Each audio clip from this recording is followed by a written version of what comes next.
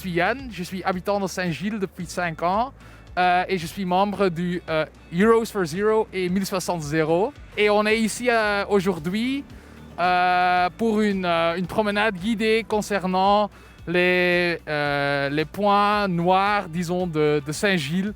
On a commencé notre promenade à la chaussée de Waterloo où on a parlé un peu du fait que c'est vraiment une grande autoroute qui croise beaucoup de passages piétons et des passages de cyclistes qui veulent rejoindre les écoles ou les restaurants et les bars, et qu'il y a pas mal de conflits, surtout concernant le parking sauvage, par exemple par des camions, des camionnettes qui font des livraisons et qui diminuent la lisibilité et la visibilité de l'espace qu'on a visité là.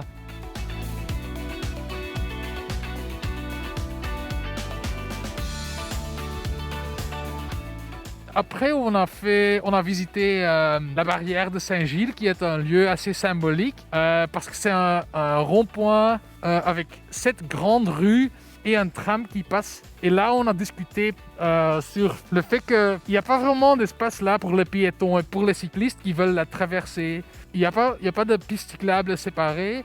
La seule chose qu'ils peuvent faire, c'est vraiment de croiser les rails du tram, croiser 2 ou 3 rues ou lignes de voitures, croiser les pavés. Et donc ça, c'est vraiment quelque chose de très difficile et dangereux pour les cyclistes.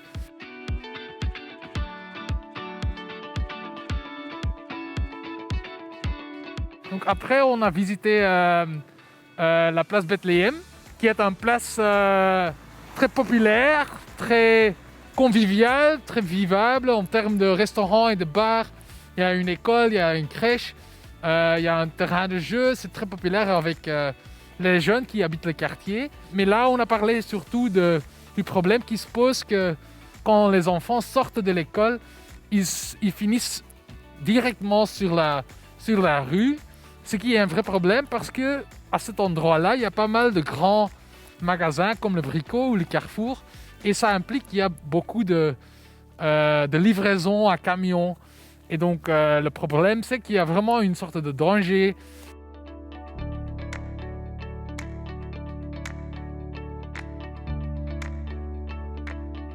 Et on vient de finir ici sur la place des Héros et la rue Émile Féron. C'est un endroit plus calme, mais en même temps, la manière dont on a construit et structuré la rue, c'est devenu vraiment une sorte de racing track. C'est une longue rue linéaire qui invite des rodéos pendant l'été et aussi beaucoup de trafic, de transit qui veut éviter l'avenue Fonzny qui est parallèle et qui est toujours débordée pendant l'heure de pointe.